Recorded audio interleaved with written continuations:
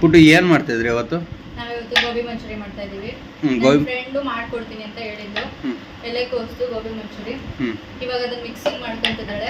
ಅದಕ್ಕೆ ಏನೇನು ಎಲೆಕೋಸು, ಕಾರ್ನ್ ಫ್ಲೋರು, ಶುಂಠಿ ಬೆಳ್ಳುಳ್ಳಿ ಪೇಸ್ಟು, ಆಮೇಲೆ ಮೈದಾ ಹಿಟ್ಟು, ಮತ್ತೆ ಇನ್ನೊಂದೇನು ಖಾರ ಪುಡಿ ಹಾಕಿ ಮಿಕ್ಸ್ ಮಾಡಿದಾಳೆ. ಅದನ್ನ ಗಟ್ಟಿಯಾಗಿ ಮಿಕ್ಸ್ ಮಾಡ್ಕೊಂಡು ಎಣ್ಣೆಗೆ ಬಿಡಬೇಕು. ಇವಾಗ ಸದ್ಯಕ್ಕೆ ಮಿಕ್ಸ್ ಮಾಡ್ತಿದ್ದಾಳೆ ನೋಡ್ರಿ. ಅದು ಈಗ ನೋಡಿ ಮಿಕ್ಸ್ ಆಗ್ತಿದೆ. ಇನ್ನು ಸ್ವಲ್ಪ ಹೊತ್ತಿನಲ್ಲೆಲ್ಲ ರೆಡಿ ಮಾಡ್ತಾರೆ. ಇದು ಈರುಳ್ಳಿ ಮತ್ತು ಕ್ಯಾಪ್ಸಿಕಮ್ಮು ಏನಕ್ಕಂತ ಅಂದರೆ ಒಗ್ಗರಣೆ ಹಾಕ್ತೀವಲ್ಲ ಅದಕ್ಕೆ. ಸ್ವಲ್ಪ ಇದೆಲ್ಲ ಗಲೀಜಾಗಿದೆ, ಅದನ್ನೆಲ್ಲ ಇಗ್ನೋರ್ ಮಾಡಿ. ಬರೀ ಗೋಬಿ ಮಂಚೂರಿ ಮಾತ್ರ ನೋಡ್ಕೊಳ್ಳಿ ಸಾಕು. ನೆಕ್ಸ್ಟು ಒಗ್ಗರಣೆಗೆ ಹಾಕ್ಬೇಕಾರೆ ಎಣ್ಣೆ ಬಿಡ್ಬೇಕಾರೆ ಸಿಗೋಣ. ಬಾಯ್. ನೋಡಿ ಈಗ ಬಾಣಲಿಗೆ ಎಣ್ಣೆ ಹಾಕ್ತವ್ರೆ. ಎಣ್ಣೆ ಇದನ್ನ ಕರ್ಕೊಬೇಕು. ಈಗ ನಾನು ಸಾಸ್ ರೆಡಿ ಮಾಡ್ಕೊತೀನಿ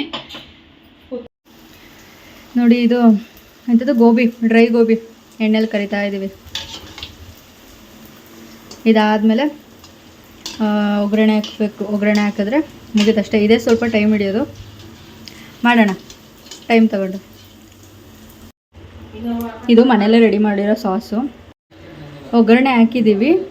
ಒಂದು ಸ್ವಲ್ಪ ಬೆಳ್ಳುಳ್ಳಿ, ಅದ್ರ ಜೊತೆ ಈರುಳ್ಳಿ, ಕ್ಯಾಪ್ಸಿಕಮ್ಮು, ಸ್ವಲ್ಪ ಎಲೆಕೋಸು ಉದುರಿಸಿ ಒಗ್ಗರಣೆ ಬಾಡಿಸ್ಕೊಂಡು ಅದ್ರ ಜೊತೆ ಇದು ಸಾಸ್ ಮಾಡ್ಕೊಂಡಿದ್ದೀವಿ ಅಂತ ಹೇಳಿದ್ನಲ್ಲ, ಅದನ್ನು ಹಾಕಿದ್ವಿ. ಅದನ್ನು ಹಾಕಿದ್ಮೇಲೆ ಅದಕ್ಕೆ ಸ್ವಲ್ಪ ಚಾಟ್ ಮಸಾಲ ಮತ್ತು ಗರಂ ಮಸಾಲ ಹಾಕಿದ್ದೀವಿ ಅಷ್ಟೇ. ಅಷ್ಟನ್ನು ಹಾಕಿ ಸ್ವಲ್ಪ ಅದು ಹಸಿ ವಾಸನೆ ಹೋಗೋ ಥರ ಕಾಯಿಸ್ಕೊಬೇಕು. ಆಮೇಲೆ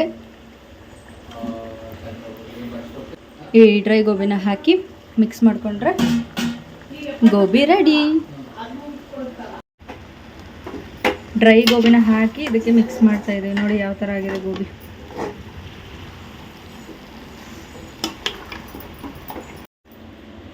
ಸರ್ವ್ ಮಾಡ್ತಿರೋದು ನೋಡಿ ಈ ಥರ ಆಗೈತೆ.